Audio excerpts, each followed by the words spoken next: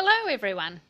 So I've previously touched upon the avoiding the word don't in your everyday talking with your children, and I'd like to touch upon that one again because of something that my daughter has been doing with me of late.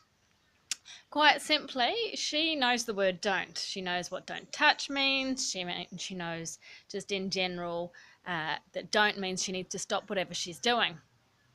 However, there's one phrase that I have used with her where I did use the word don't, and I know that she knows what that phrase means. However, she doesn't seem to have cottoned on to the actual learning behind the phrase. So, what is this phrase, you might be thinking? Well, it's quite simply, don't speak with your mouth full. The funny thing is, my daughter has parroted this phrase back to me a couple of times now, while she's had a complete mouth full of food, and yet she's telling me off for it. So there were sort of two lessons to be learned here.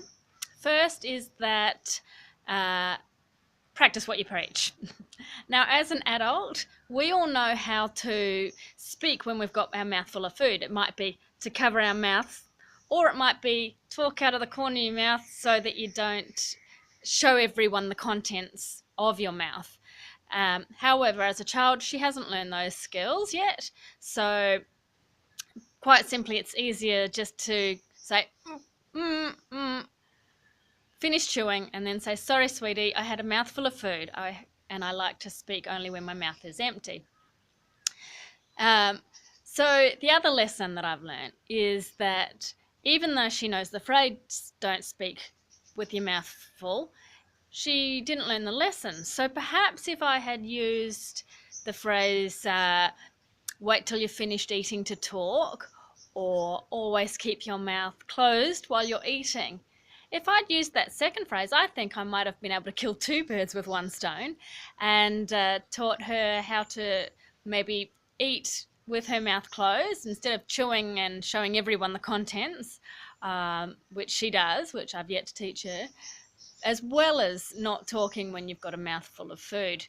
So the reason why I wanted to bring this to your attention is mainly because this was a phrase that I have used and perhaps could have done better with her, and now I need to change the way I'm speaking with her so that she can learn, wait until you finish your mouthful and then tell me, because that's what I'm having to say to her now.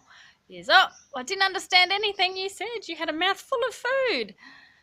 So I'm having to change it. And just to say, that even though I'm sharing these stories with you and explaining different methods that you can try with your children, I'm not so perfect. I'm making mistakes too, and I'm learning as well.